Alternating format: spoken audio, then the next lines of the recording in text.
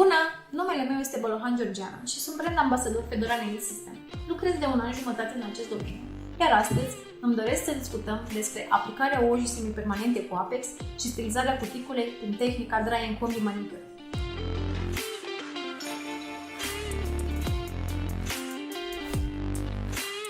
Desfacem un set nou de instrumente sterilizate.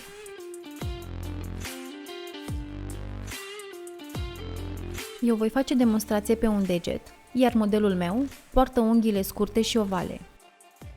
Începem prin a da formă unghiei, ținem pila la 45 de grade pentru a pili marginea liberă a unghiei.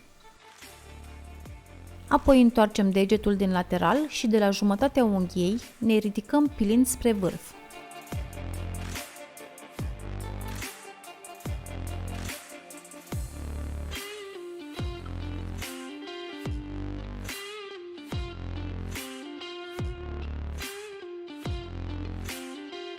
Pregătim placa unghială cu o pilă de 180 grit. Nu apăsăm, doar luăm luciul pentru a face aderență între unghia naturală și produsul fals. Întoarcem degetul și finisăm toată suprafața. Deprăfuim și pregătim cuticula. Cu pușerul desprindem cuticula, verificăm să dezlipim foarte bine cuticula de placa unghială.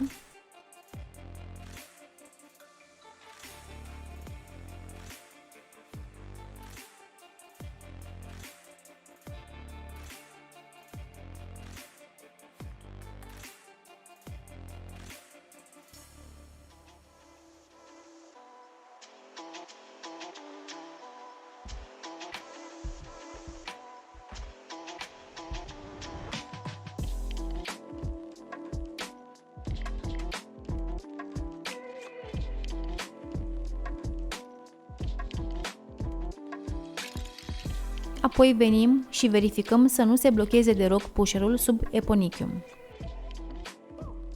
După ce am împins suficient cuticula și am verificat să fie toată desprinsă de pe placa unghială, cu ajutorul frezei venim cu un bit flacără roșie și începem din axul central a degetului să curățăm cuticula.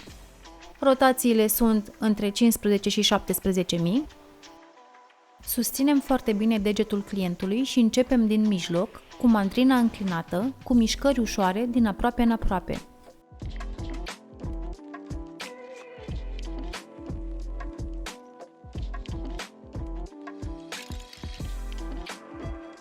Nu trecem mai departe până nu desprindem foarte bine.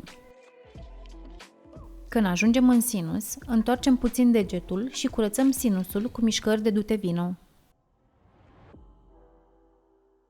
Curățăm bine și faldurile.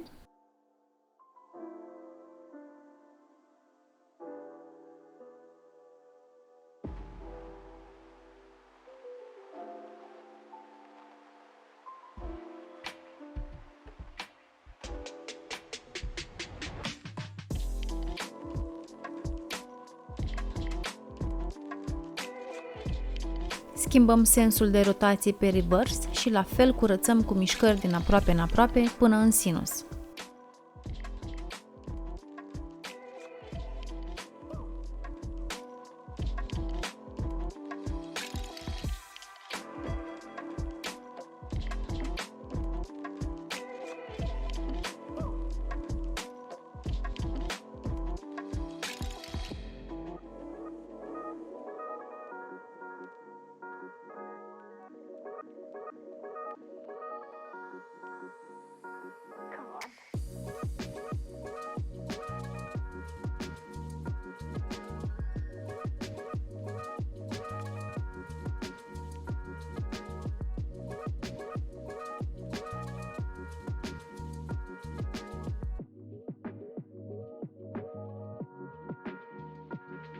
Iar în sinus cu mișcări de dute vino.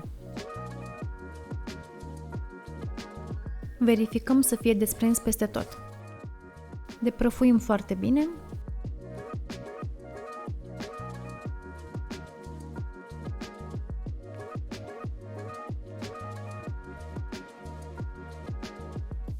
Luăm bitul picătura și curățăm la fel pe ambele sensuri, repetând aceleași mișcări ca și la bitul flacără.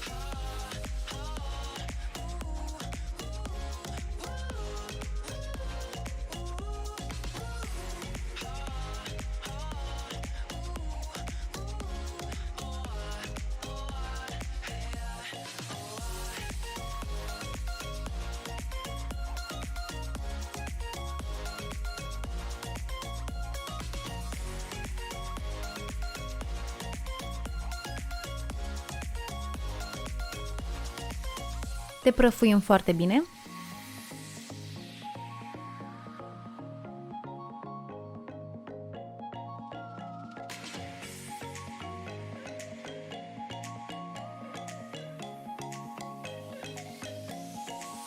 Verificăm din nou să fie toată cuticula foarte bine desprinsă de placa unghială.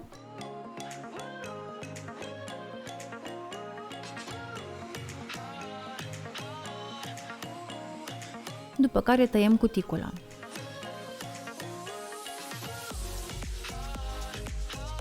Tăiem cuticula cu pași mici și încercăm să o tăiem întreagă fără să o franjurăm.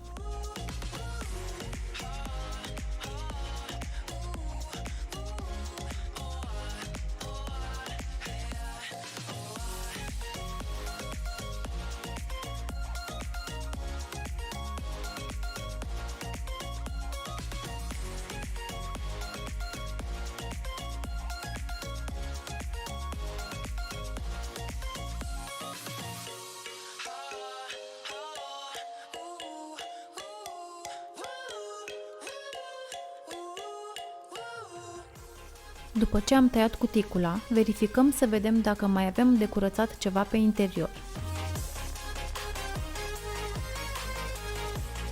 Degresăm unghia și aplicăm soluțiile de pregătire.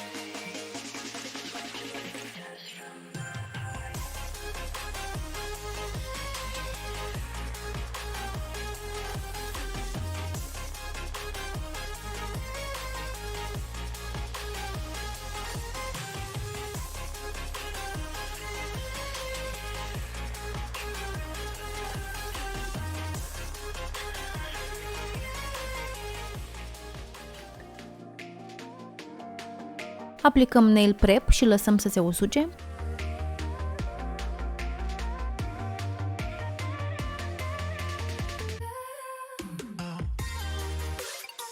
Apoi aplicăm nail bonder.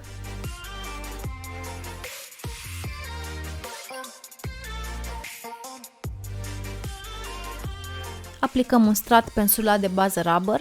Eu aici folosesc baza rubber Heaven de la Fedora.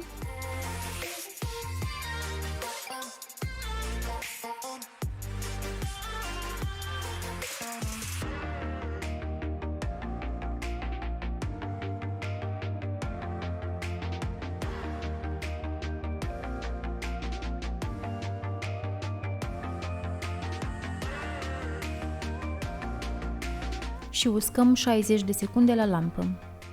Aplicăm un strat pensulat din nou, stratul de alunecare,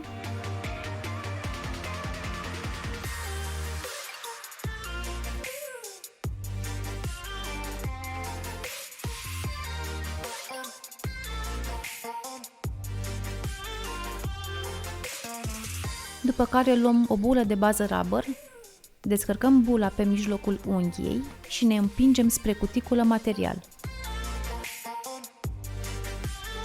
Apoi o uniformizăm pe toată suprafața unghiei.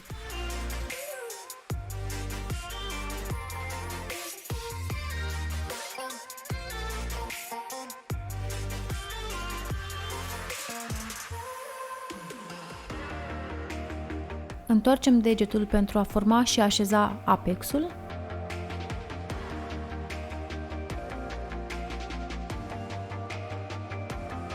Întoarcem mâna și verificăm blicul, apoi băgăm la lampă 60 de secunde.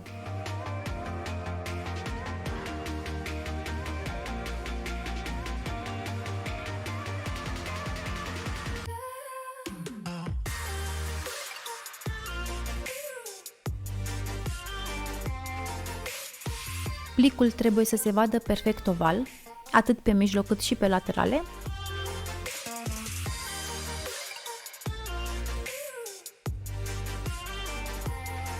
Noi am ales culoarea Tinkerbell de la Fedora.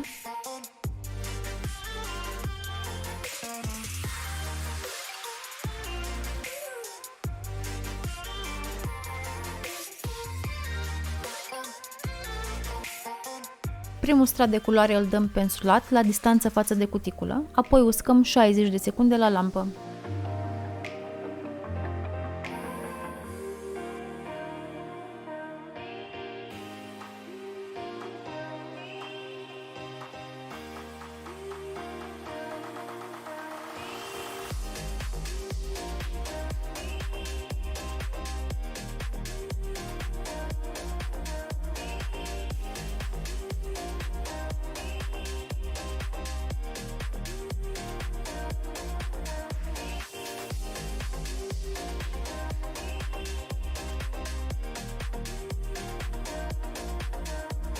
Pentru al doilea strat de culoare, împingem foarte bine cuticula cu pușerul.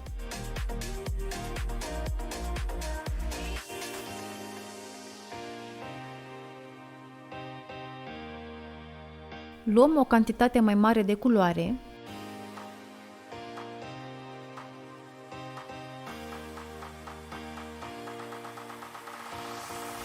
Mă duc cât mai aproape de cuticulă.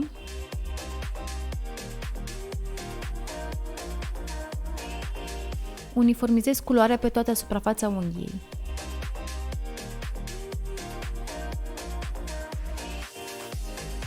Pentru a pune culoarea sub eponichium, tragem foarte bine faldul, iar cu o pensulă liner intrăm cu vârful și aplicăm culoarea cât mai bine sub cuticulă.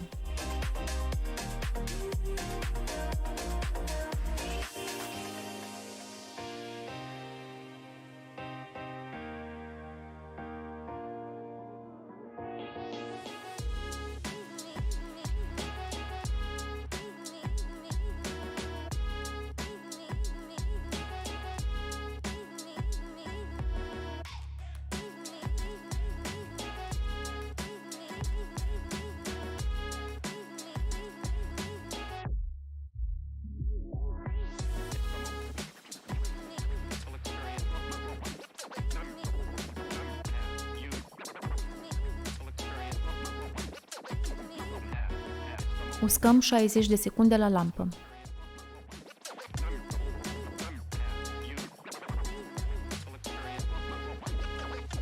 Voi face un model din culoare acrilică albă.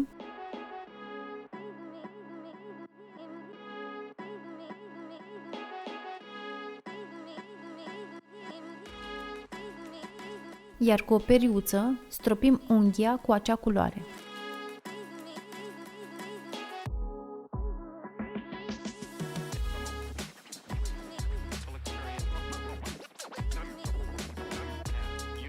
Lăsăm câteva secunde să se usuce.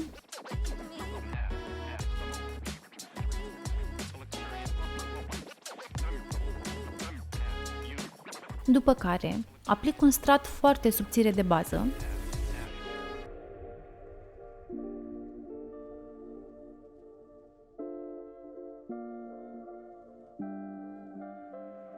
peste acest strat aplic un tatuaj pe bază de apă,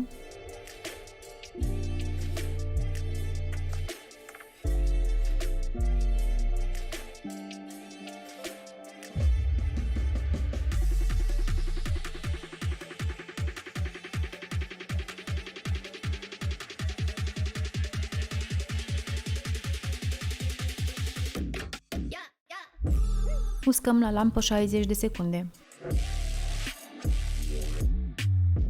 Aplicăm uniform topul și uscăm 60 de secunde.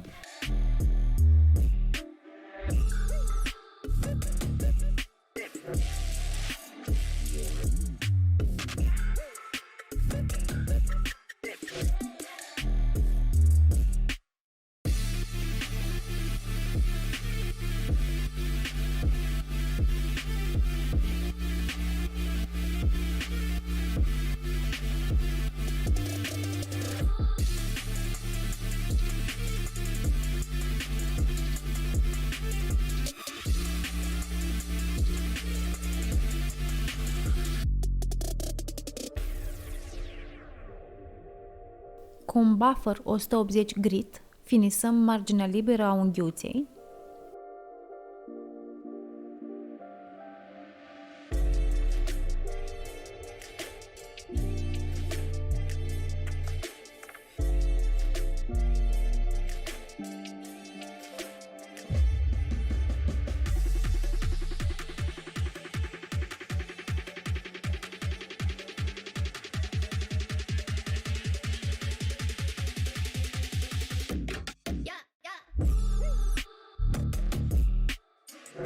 Aplicăm ulei de cuticulă pentru hidratare și masăm.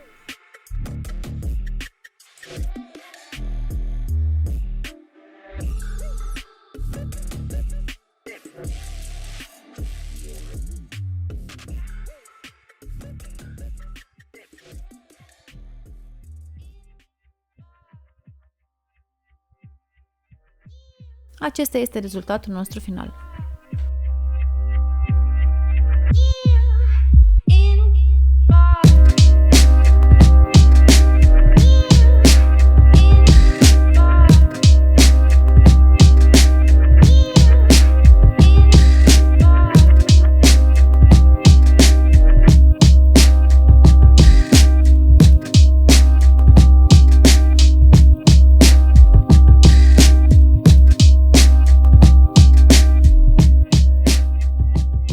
Sper că ceea ce am discutat să vă fie de folos. Vă mulțumesc că ați fost alături de mine, iar dacă doriți să vedeți mai multe lucrări realizate de către mine, vă invit pe Geonainstech, pagina mea de Facebook și Instagram. Vă pup și vă doresc o zi frumoasă!